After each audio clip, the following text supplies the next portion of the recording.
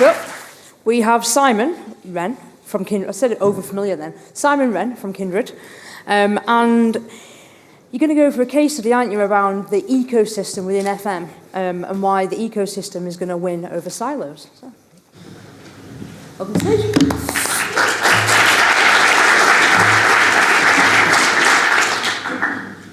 Thank you very much. Good afternoon, everybody. Firstly, I'd like to ask each of you in the audience to think of someone who's inspired you in the past, someone you've met who's inspired you. There could be a teacher, there could be a parent, there could have been a friend's parent. Could everyone try and think of someone, hold that person in your head? I'm not going to ask you any questions about it, just want you to think of it. Has everyone thought of someone? Has anyone not thought of someone? Put your hand up. So no hands are up, you all have thought of someone. Brilliant. We'll come back to that. So my name's Simon Wrenn. I have been working in the FM industry for 30 years. I'm the co-owner and CEO of an SME called Kindred. We're a soft services facilities management company. We have about 2,500 staff working in the UK. I also look after a small electrical contracting business based in London that turns over a couple of million a year. So I've been working in the facilities space for the last 30 years. And today I wanted to obviously the brief was a roadmap for the future. I wanted to give you something a little bit more humble than that. I didn't feel qualified to talk about a roadmap, so I've gone for a signpost. It's more humble, I think. And many of the themes I'm going to talk about have been echoed by some of the brilliant talks we've already had today. There's a big degree of overlap, but I think we're all coming from a slightly different perspective, so I think it all has value.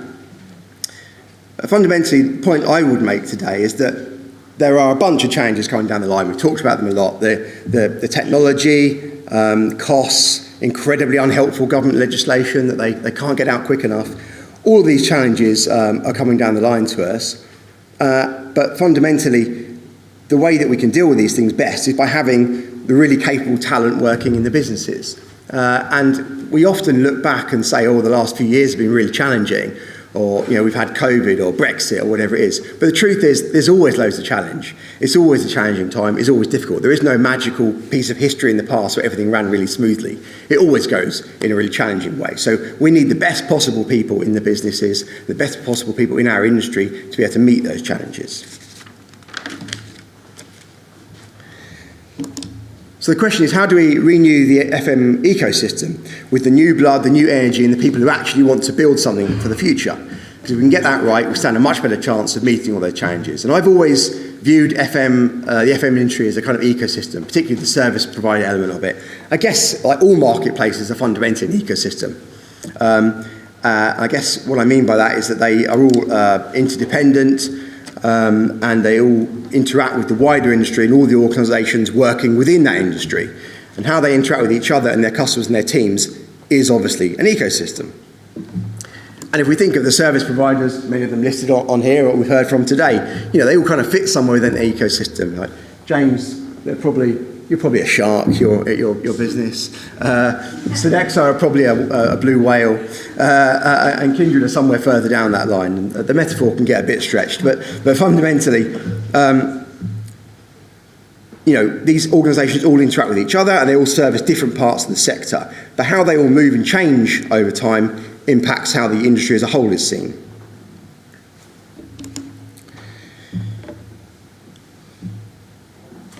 Sorry, I've gone too far there. So at the bottom of the ecosystem, we have the kind of smaller businesses, that one man with one van, people starting out. And we've talked a lot about that already today, about how we're encouraging young people into those roles.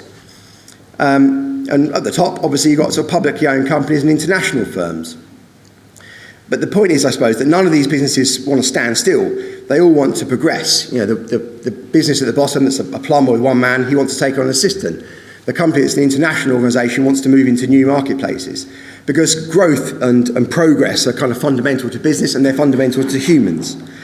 And each layer of the ecosystem needs to be interacting with each other, but crucially, there needs to be energy coming into the bottom of it. And when you look at the industry over a period of time, what you see is movement. You see small businesses growing, medium businesses growing, you see large businesses shrinking. You might see some businesses disappearing completely, and some businesses going bust. And that isn't a failure of the ecosystem. That is the ecosystem. A marketplace, obviously, it punishes people hard and it rewards other people. And it's a system that is interactive and all moves forward in that way. But fundamentally, I think in the past, the industry has been very well represented in new people coming into the business because there's been a lack of barriers to entry, particularly in things like plumbing or electrical services. You know, people are able to start that business fairly small. A window cleaning business, which is what I first started. There aren't a big barrier to entry. They can join and grow into that workforce.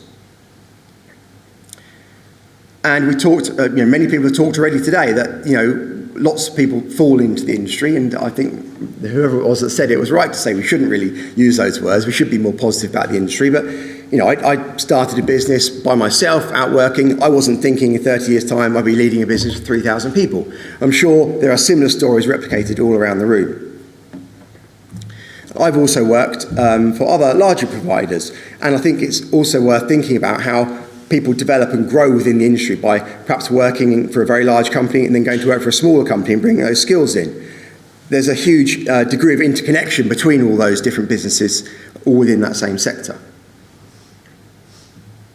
So the health and quality of the ecosystem at every stage directly influences the ability of all organisations within that ecosystem to grow. But the ecosystem only survives if we're bringing people in at the early stage. So there needs to be a steady flow of people starting new businesses or taking over existing small businesses. And I think we're approaching a point where that isn't happening quick enough. We've talked a lot about the baby boomer generation, that kind of demographic bubble that's coming to us at the moment. It's been covered a lot today, but fundamentally there's 1 million people pretty much who are self-employed in the UK who are over the age of 60. That's not FM specific, but that's a lot of people moving towards retirement in that sector. And only a third of those people have got a succession plan sorted out. So again, what's happening to those businesses that those people run?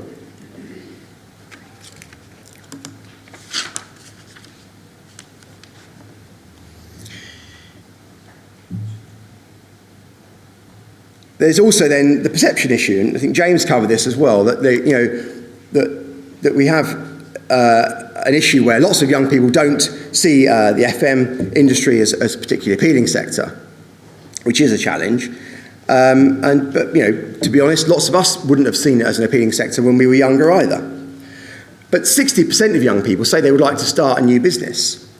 Unfortunately, though, only 16% of people actually do start a business. So you've got this big gap between what young people want to achieve and what they are actually achieving. And they also report that only a third of people receive any kind of guidance in setting up a business or the idea of entrepreneurship whilst at school, which is crazy in a way. You think all the government money that is raised, everything is raised through business, i.e. the employees working there or what the business does itself. Yet for your whole school career, only 1/3 of pupils report any kind of exposure to that through school at all. I think it's been covered a lot, but the challenges of AI, the costs now of university education, which has been covered a lot, and fundamentally, there should be an opportunity to encourage people to go into those kind of more manual tasks that support FM. There should be a way that we can do that. I wanted just to kind of tell a personal story, try and bring it down to a kind of more micro level. I used to drink in a local pub, and when I was about 18, we'll say 18 in case there's anyone here from the law enforcement agencies, and there was a guy called Sean who came into that pub every day, 3 o'clock, he was there. He didn't look like Sean Bean or Sean Connery, but to help you picture it, right? And he was in the pub by 3 o'clock every day. I think if it ever got to the pub at sort of 3:05, the landlord would probably have called the emergency services in advance because he was that reliably there by 3 o'clock every day. And 18-year-old Simon in the pub found this to be a highly aspirational trait. He was there, able to be in the pub at 3 o'clock every day. And then one day he arrived in a brand new BMW. That is actually an 80s BMW. This was the 90s, but it was a cooler looking BMW, this one, so I kept it. But he arrived there and in his new car. I thought, hang on, this guy Sean, he's in the pub at 3 o'clock every day and he's got a nice new car. So I obviously bought him a drink and got chatting to him, and Sean ran a cleaning business, and over the space of a few weeks and drinks, he explained everything to me about how he'd set that business up, how he recruited people, how he trained the people, how he won the work, how he quoted for the work. And it was a really eye-opening experience because I had had no exposure to business. No one in my family had ever set up a business or was self-employed. None of my friends' parents owned a business or were self-employed. And it made it clear to me that, this was something that was achievable and doable in a way that I had never realised or thought about before. And it just made me realise that, crucially, the exposure to that was what made the difference for me. It was seeing that someone like me could build something. And at that time, I was struggling to get a job of any kind at all. But it planted a seed, and a year later, I set up my first business.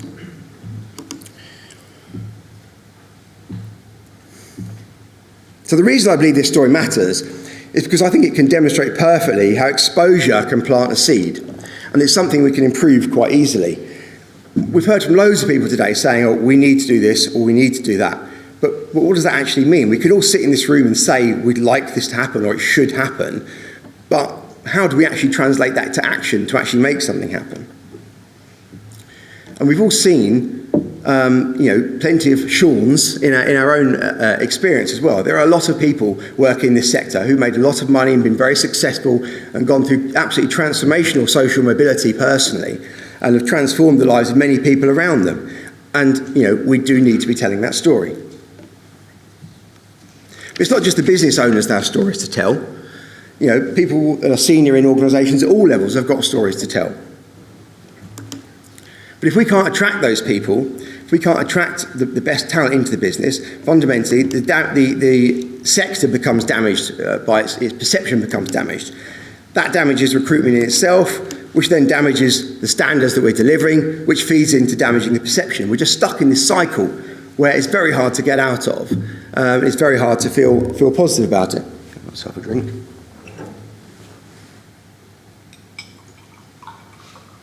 Fizzy water.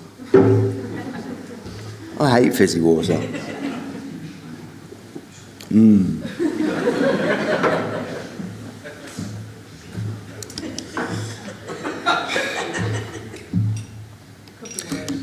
But I think we can improve things. We don't need government permission to do these things. We don't need a policy paper. We don't need a task force. In order to encourage new talent, we just need to be having the conversations. We need to be saying that, thank you. That's the best thing that's happened all day.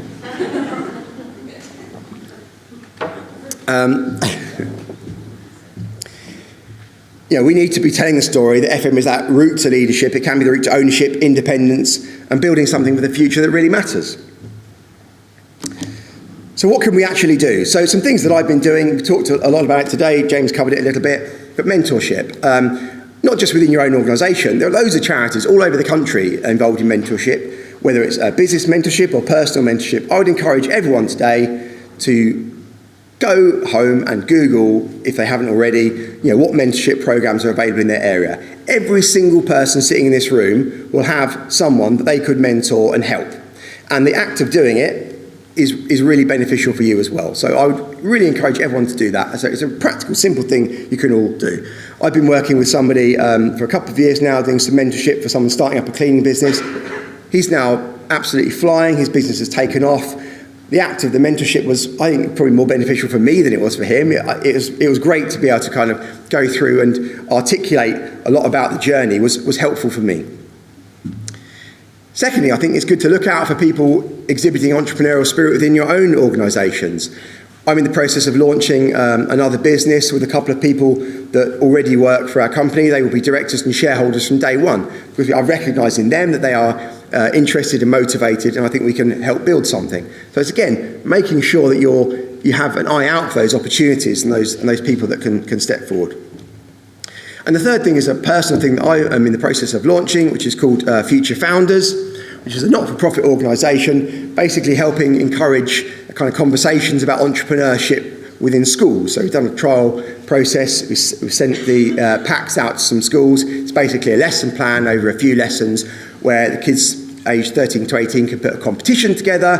That they can then enter a competition. They will be judged across a few schools and win a prize, which is all funded by Future Founders, by me.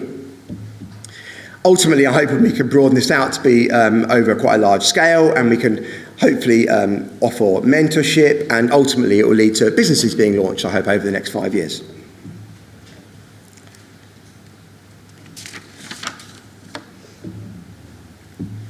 Because really, what we're trying to do is create those Sean moments, create those ideas where people can see something and see a path to it. And that was what was, really meaningful for me. I could see no path to a career. I couldn't, I went for a job at a service station and was turned down for a job clearing tables in a service station when I was 18. I couldn't persuade anyone to give me a job to do anything. However, I was able to set up a business, and in a matter of a couple of years was employing a handful of people and growing that business. So, there are people out there who are super capable, super committed, super hard working. How do we actually harness that, and how do we encourage them? And if we're not in front of them having the conversations, then we'll never know they existed. So, just to close up, what am I asking you to do? So, we talked a lot about apprenticeships earlier. There's a lot of challenges with apprenticeships as well, particularly depending on the industry you're in. But I would encourage you to always try and look for those apprenticeship opportunities. And work placement experiences as well for people. I think speaking at local schools, again, it was covered earlier. I think it is a really powerful thing to be able to do to kind of create create the likelihood of those kind of Sean moments. Mentoring, I implore you all to go and look into that option. I say there are loads of charities out there. You'll definitely find an organisation, and it's easy to underestimate the value of knowledge that you sit on. Everyone thinks their own knowledge is, they take it for granted, but actually every single person here will have something they could teach somebody else. A crucial point, showing pride in the profession when you talk about it. It's something I've been really guilty of in the past. Naturally kind of be self-deprecating and say, I just work in cleaning or just work in facilities management. It's totally the wrong approach, and I really am cross with my younger self for taking that attitude. We absolutely should be proud of the industry we work in, and when we talk about it and speak about it, we should be pushing it forward. And the final one, I think, is telling the story better when you're hiring. When you have someone in for a job interview, they are extremely open-minded and sensitive to hear things. So I think it's a really powerful time to be able to sell a vision about what running a business can look like. Even if that person doesn't come to work for you or you never see them again, you can really inspire that person to be passionate about the industry that you're working in. 2 minutes. We're good.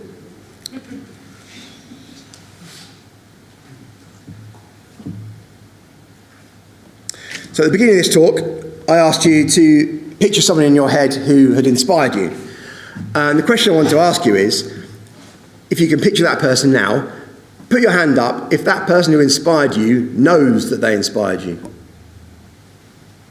Okay, it's probably 30% of the audience with a hand up. So the point I would make is that obviously most of the time, the person who you've inspired doesn't know that you've inspired them. So a lot of the work you would do in mentorship or inspiring other people or talking positively about the industry, you'll be inspiring a bunch of people without ever knowing you've inspired those people. So I think it's something we can go out there and take forward in a way that is really beneficial. So if you're interested in getting involved in Future Founders as it kind of grows and takes on a bit of a life, there's a QR code there to scan. In the future, we'll want judges and people to be mentors, and maybe people to put some money in at some point, rather than just me paying for it all. That would be great. But yeah, do the QR code, get on the mailing list, and it'd be great to get you involved. So thank you very much. It's been amazing to talk to you all today. Cheers.